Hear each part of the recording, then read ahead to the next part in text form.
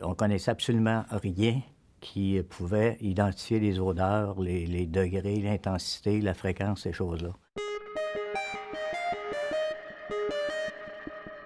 Oui, il existe quelque chose sur le marché qui peut identifier la provenance des odeurs, l'intensité, la fréquence. Et à ce moment-là, on a approché votre entreprise.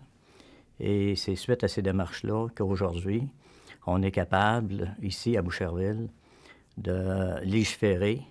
Et je pense qu'après toutes ces démarches-là, aujourd'hui, oui, nous allons être capables de mettre en place des mécanismes qui vont faire en sorte qu'on va solutionner nos problèmes. Dans un premier temps, ce qui a été établi, c'est un partenariat. On ne peut pas réussir tout seul sur ce genre de projet. Pour nous, Boucherville, nous sommes toujours à l'avant-garde. Nous sommes une ville novatrice et c'est dans ce cadre-là que nous sommes la première ville au Québec à réglementer question d'odeur dans une municipalité. Donc le partenariat, la ville de Boucherville, a été établi avec l'ensemble de la direction de la municipalité, les industriels qui sont également concernés. On a fait un travail de front. Chaque industriel a fait l'objet d'un diagnostic olfactif. Chacun a fait ses devoirs pour quantifier les valeurs de ses émissions. Je ne pense pas que cette nouvelle réglementation soit une contrainte pour les industriels. Chaque industriel a reçu une étude d'impact unitaire qui démontre à la fois la fréquence et la gravité des nuisances olfactives qu'il entraîne pour ses riverains immédiats. On a mandaté des spécialistes pour faire des analyses odeurs sur le terrain. Dans un deuxième temps, la municipalité a reçu une étude d'impact d'odeur globale qui réunissait tous les industriels conjointement pour évaluer cette fois-ci la fréquence globale et la gravité moyenne pondérée qui pouvait être ressentie pour chacun des riverains de la ville de Boucherville.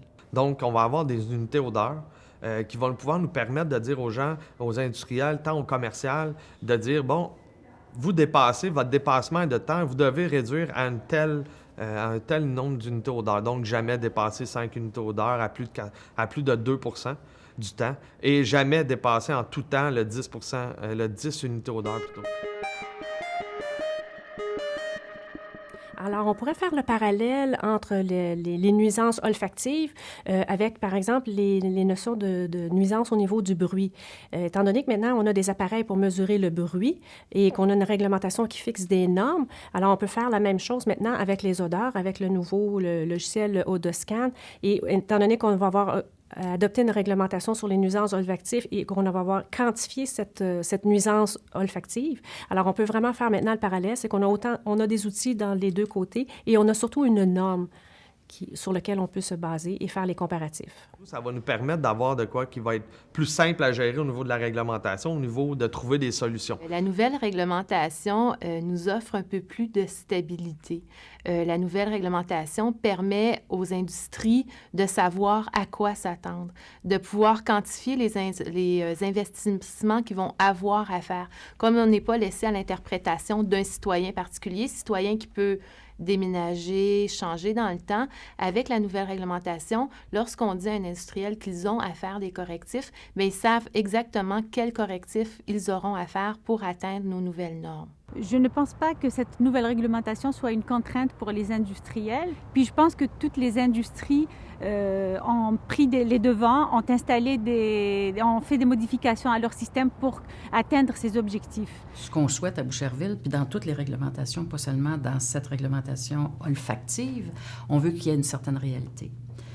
Bien sûr, on sait que les entreprises opèrent dans différents secteurs et on est fort conscient que d'éliminer complètement les odeurs, c'est pas réaliste.